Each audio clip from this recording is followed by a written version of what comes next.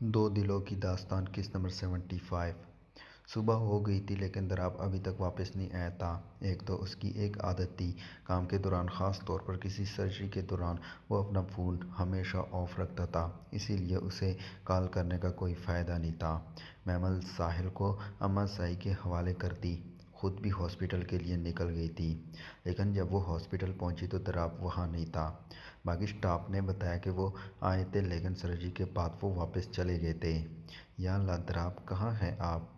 वो बार बार उसका number try कर रही थी लेकिन वो फ़ोन ही नहीं उठा रहा था। घर कॉल करके पूछती हूँ, हो सकता है घर चले गए हों।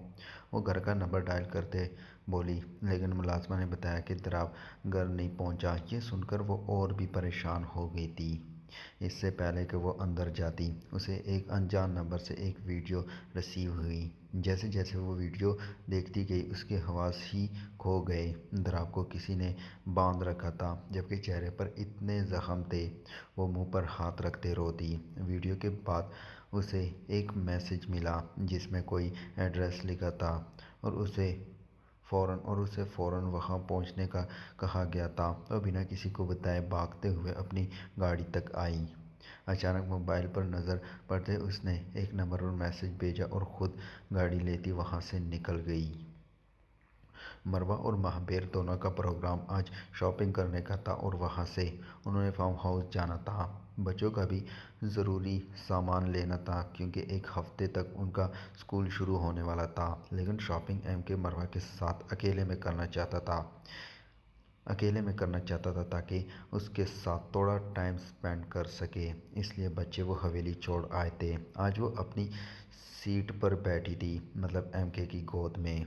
उसके कंधे पर सर रखते नज़रें सड़क पर मरकूज़ थी जब कि के गाड़ी ड्राइव कर रहा था। के को अब फिर से वो महाबीर के बजाय के कहती थी। के, जी मेरा बच्चा, मुझे एक बात तो बताएं, आप ही महाबीर थे, आप ही के थे, तो आप मेरे महाबीर का नाम लेने पर इतना गुस्सा क्यों करते थे? और एक बार तो इतना नाराज़ भी हो गए थे क्यों? वो पिछला वाक़या याद करते बोली, जबकि के वो सब याद करते मुस्कुरा दिया। यार मुझे नहीं पसंद था तुम्हारा किसी और का नाम लेना। मैं बस तुम्हारे मुंह से एक ही नाम सुनना चाहता था, के, बस। हाँ, मुझे होती थी जेलसी जब तुम कभी महाबीर का जिक्र करती थी। मुझे अच्छा नहीं लगता था कि तुम किसी और को देखो। यही सोच के गुस्सा ज़्यादा आता था कि अगर महाबीर कोई और होता तो तुम उसकी भी ऐसी तारीफ़ करती। बस इसीलिए गुस्सा आ जाता था। वो गाड़ी साइड पर रोकते बोला, के, आप महाबीर बनकर मुझसे क्यों नहीं मिले? मतलब मुँह छुपाना, मुझे सच ना बताना, ऐसा क्यों किया आपने? अगर आप अपने असल रूप में मेरे सामने आते तो तब भी मैं आपसे ही प्यार करती। फिर ऐसा क्यों किया था आपने? मेरा तुमसे महाबीर बनकर मिलना मुश्किल नहीं था जान, लेकिन ये जान कर के मैं एक बेस्ट हूँ। क्या तुम अपनी बहन की शादी मेरे भाई से होने देती? मरवा ने फ़ौरन ना में सर हिलाया। इसीलिए मैंने तुम्हें कुछ नहीं बताया। माहिर बहुत प्यार करता था सफ़ा से, और मुझे मेरा भाई बहुत प्यारा है। कभी उसकी कोई ख्वाहिश रद्द नहीं की मैंने। तो उसकी ज़िंदगी की इतनी बड़ी खुशी उससे दूर कैसे करता मैं? जब सफ़ा हमारे घर आई तो सारी खुशियाँ मुझे वापस मिल गई। माहिर खुश था। हमें गुड़िया मैमल मिल गई वापस। मेरा घर फिर से आबाद हो गया। सफ़ा मेरी भाभी नहीं है मरवा जान, वो मेरी बेटी है। मेरे बेटे की ज़िंदगी उसके जीने की वजह, और मैं किसी से उसके जीने की वजह कैसे छीन सकता हूँ? हाँ, इन सब में तुम्हें बहुत हर्ट कर गया मैं। इसके लिए मैं आज भी तुमसे माफ़ी मांगता हूँ। वो नज़रें झुकाते बोला जब मरवा ने थोड़ी से पकड़कर उसका चेहरा सामने किया। आइंदा मुझसे माफ़ी मत मांगिएगा के, आप मेरी जान हैं। मैं बहुत खुशकिस्मत हूँ कि मुझे आप जैसा लाइफ पार्टनर मिला जो अपनी फैमिली से इतना प्यार करता है। जो होता है अच्छे के लिए होता है। सब भूल जाएं, मैं माजी का कुछ भी याद नहीं रखना चाहती। वो उसकी पेशानी पर बोसा देते बोली। तो के ने आंखें बंद करते उस लम्स को खुद में उतारा। मैं तो कहता हूँ गोली मारो शॉपिंग को, फार्म हाउस चलते हैं सीधा। बच्चों को फिर कभी ले जाएंगे साथ। वो खुमार आलू लहजे में बोला तो मरवा ने उसे घूरा। कोई नहीं, हम बच्चों के साथ जाएंगे। आपको याद नहीं, लेकिन मुझे अच्छे से याद है आपने कहा था कि हम हर साल अपने बच्चों के साथ फार्म हाउस आया करेंगे। वो उसे पुरानी बात याद करवाते बोली, तुम्हारे साथ बिताया हर एक पल मुझे अच्छे से याद है मेरा बच्चा। इन्हीं यादों के सहारे मैंने 4 साल गुजारे हैं। तुम्हें पता है, मैं उस दिन के बाद आज तक फार्म हाउस नहीं गया।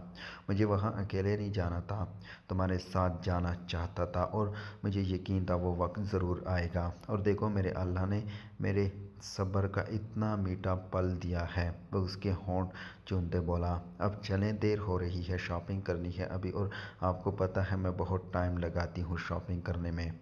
वो उसके गले में बाहें डालते बोली तो एमके ने झुक कर उसका माथा चूमा और गाड़ी स्टार्ट करता वहाँ से निकला। वो लोग 4 घंटे बाद शॉपिंग से फारिग होते खाना खा रहे थे जब महापीर को मैमल का मैसेज आया। वो मैसेज पढ़कर खुद भी परेशान हो गया था, लेकिन मरवा के सामने खुद को नॉर्मल रखते वहाँ से वो लोग जल्दी निकल आए थे। आप कहाँ जा रहे हैं एमके? हमने फार्म हाउस जाना था। वो जब उसे घर ड्रॉप करने आया तो उसे बताया कि इमरजेंसी में कहीं जाना है, तो वो मुंह फैलाए बोली, मेरा बच्चा, बहुत ज़रूरी काम है मेरी जान, हम जाएंगे ना फार्म हाउस, लेकिन आज मुश्किल है। मेरा प्यारा बच्चा होना, तुम मान जाओ मेरी जान। वो उसका चेहरा हाथों में लेते उसके गाल चूमते बोला, ओके, लेकिन जल्दी आइएगा, मैं आपका वेट करूँगी। मरवा ने भी उसके गाल चूमते कहा और गाड़ी से निकल गई। वो वहाँ से जल्दी से निकला था। दराब का कुछ पता नहीं चल रहा था और उसकी बेटी परेशान थी। दूसरी तरफ वो बीच सड़क किनारे खड़ी थी।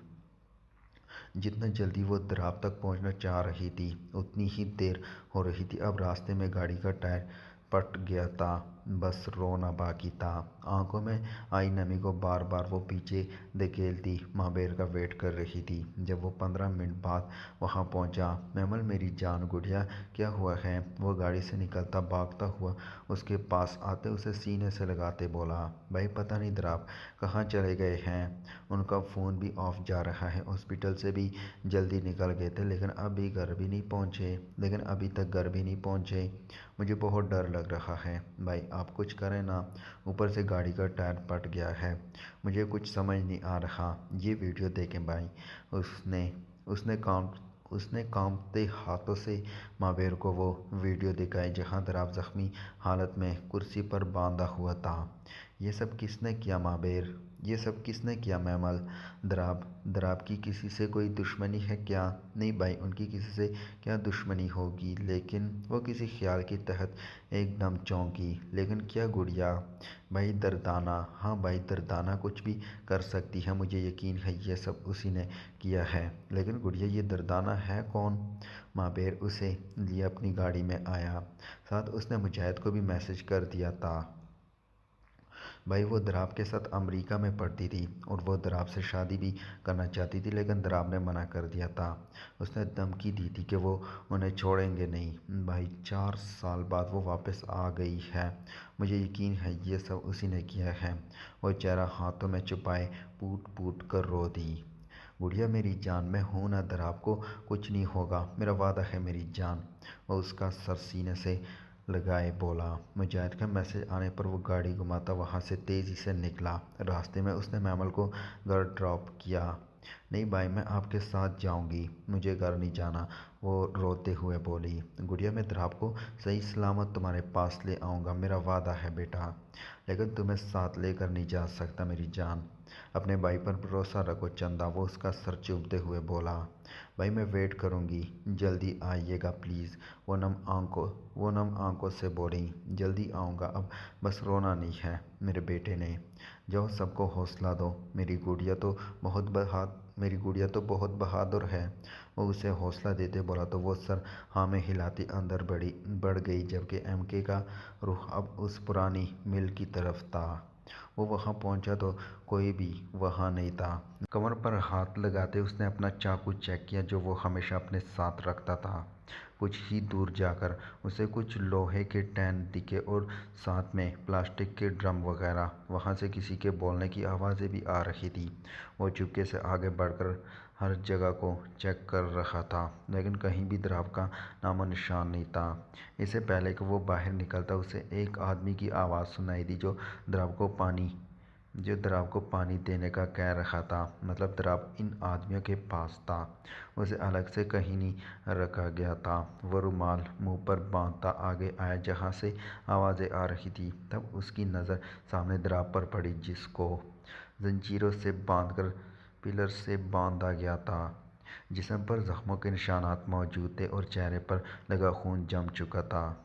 सर पर भी लगता था किसी भारी चीज़ से वार किया गया था, क्योंकि कंधों पर खून लगा हुआ था जो बहुत ज़्यादा था। द्राव को इस हालत में देखकर उसने मुठ्ठियाँ खींच लिए। एक ही झटके में उसने डब्बों को लात मारते गिरा दिया। वहाँ बैठे चारों आदमी बुकलाकर उठे जब एमके ने एक झटके से चाकू निकालते सामने वाले आदमी के गर्दन पर फेंका, जो आर पार हो गया था। दूसरे आदमी ने आगे बढ़कर एमके को मुक्का मारने की कोशिश की जब एमके ने उसका वही हाथ पकड़कर उसे जोरदार झटका दिया और कड़क की आवाज़ के साथ उसके बाजू की हड्डी टूट गई थी। पीछे से तीसरे आदमी ने कुर्सी उठाकर उसकी कमर पर मारी जब एमके ने पीछे मुड़कर उसकी गर्दन से पकड़कर एक ही झटके में उसका काम तमाम कर दिया था। जबकि वो चौथा आदमी वहाँ से भागने की तैयारी में था जब एमके ने एक जिसत में उसको गर्दन से पकड़कर उसे पीछे की तरफ पटका, जबकि द्राव तो बेहोश हो चुका था। उस पर बहुत तशद्दुद किया गया था। बता किसके कहने पर तूने द्राव को पकड़ा, क्योंकि तेरी इतनी हिम्मत नहीं है, बता। उसे बालों से पकड़कर एमके ने साथ पड़े आदमी की गर्दन से अपना चाकू निकालते उसकी गर्दन पर रखा। मैंने कुछ नहीं किया, खुदा के लिए मुझे माफ़ कर दो। मैं बताऊंगा, सब बताऊंगा, मुझे मत मारना, वो आदमी हाथ जोड़ते बोला। अगर बिना देरी किए मुझे जल्दी से बता दोगे तो तुझे जल्द आज़ाद कर दूंगा, ये वादा है मेरा तुझसे। चल बता, अब किसने किया ये सब? तेरा पट्टा किसके हाथ में है? एमके ने उसे बालों से झटका देते पूछा। ये सब कुछ हमें मैडम जी ने करने को कहा था, उनका नाम दर्दाना मैडम है, वो आदमी खौफ से जल्दी बोला। अभी कहाँ है तुम्हारी मैडम? साहिब, वो अमेरिका से आज वापस आने वाली है, आज शाम 6 बजे की फ़्लाइट से। साहिब, अब आपको सच बता दिया है, मुझे जाने दो, वो आदमी खौफज़दा होते बोला। तुझसे वादा किया था यार, और एमके अपना वादा पूरा करता है। एमके ने मुस्कुराती आंखों से उसे देखा। एमके? वो आदमी खौफ से बोला। एमके को कौन नहीं जानता था? उस आदमी को ऐसा लग रहा था कि वो मौत से पहले ही मर जाएगा। हाँ एमके, और वादे के मुताबिक मैं तुझे आज़ादी दूंगा इस ज़िंदगी से। ये कहते ही उसने अपना चाकू उसकी गर्दन में घोंप दिया और उसे एक झटके से बाहर निकाला। वो जल्दी से द्राव के पास आया जहाँ वो होशो हर्ष से बेगाना पड़ा था। एमके महमल के बारे में सोच रहा था। अगर महमल द्राव को इस हाल में देख लेती तो मर जाती। वो इस जवान मर्द को बाजू में उठाए वहाँ से निकला। उसका रुख सीधा हॉस्पिटल की तरफ था, क्योंकि द्राव का खून काफ़ी बह गया था। दिलावर साईं कुछ करें, न जाने मेरा बेटा किस हाल में होगा, द्राव की माँ रोते हुए बोले। साथ ही मैमल बैठी रोती थी, जबकि बाकी सब लोग भी वहीं आ गए थे। सब्र रखे भाभी, इंशाअल्लाह कुछ नहीं होगा द्राव को, सफ़िया बेगम भाभी को दिलासा देते बोली। जबकि ज़ारा आइज़ल लम सफ़ा और मरवा सब मैमल के पास बैठे उसे चुप करवा रहे थे। मैमल, एमके ने कहा है ना कि वो द्राव भाई को वापस लाएंगे, तो उन पर यकीन रखो, वो भाई को सही सलामत वापस ले आएंगे। मरवा उसे गले से लगाते बोली। भाभी, मेरा दिल बहुत घबरा रहा है, ना जाने भाई कहाँ रह गए हैं। आप फ़ोन करें ना उनको। मैं करती हूँ फ़ोन, तुम रोना बंद करो। देखो मरहाल तुम्हें देखकर कितनी डिस्टर्ब हो रही है। वो उसका ध्यान बेटी की तरफ दिलाते बोली, जो माँ को और दादी साईं को रोता देखकर खुद भी रोने वाली हो गई थी। माँ को रोता देखकर वो गोद से उतरने को तैयार ही नहीं थी। मैमल ने फ़ौरन मरहाल को सीने से लगाया। मामा, बाबा कहाँ है और आप क्यों रो रही हैं? बाबा अभी आ जाएंगे मेरी जान, माबेर मामू लेने गए हैं बाबा को। आप जाओ, दाइम के साथ खेलो, वो आपका वेट कर रहा है। जब बाबा आएंगे तो मैं अपनी गुड़िया को बुला लूँगी। वो खुद पर काबू पाते बोली। दाइम भी जिद करके सफ़ा के साथ आ गया था और अब मरहाल को देखकर वो बेचैन हो गया था जो रो रही थी। जबकि माँ की बात सुनकर वो भी उठकर दाइम के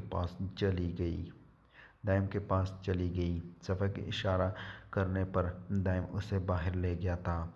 वो हॉस्पिटल के कॉरिडोर में खड़ा माहिर और मजदी को सारी सूरत हाल बता रहा था। वो दोनों अभी एमके की कॉल पर हॉस्पिटल पहुंचे थे। भाई, गुड़िया को बुला लेते हैं, यहाँ उसका होना ज़रूरी है, वरना आप जानते नहीं हैं उसका रो रो कर बुरा हाल है, माहिर ने कहा तो मजदिक ने भी यही सलाह दी। सबको इन्फॉर्म कर दो माहिर, मुझे एक ज़रूरी काम से जाना है, जैसे ही द्राब को होश आए मुझे बताना। एमके ने कहा तो उसने ताज्जुब से उसे देखा। लेकिन भाई, आप इस तरह से कैसे जा सकते हैं? द्राब अभी होश में भी नहीं आया। माहिर कहा ना, एक बहुत ज़रूरी काम है, रात तक पहुंच जाऊंगा, बस गुड़िया को संभाल लेना। जी भाई, आप बेफिक्र होकर जाएं, माहिर ने कहा तो वो मुजाहिद को लेता वहाँ से निकल गया। दरदाना को तो वो किसी हाल में छोड़ने वाला नहीं था। कोमल का जो हाल था, इससे भी बदतर मौत देने का फैसला किया था एमके ने। उसकी बहन को सुहाग उजाड़ने चली थी वो औरत, कैसे जाने देता।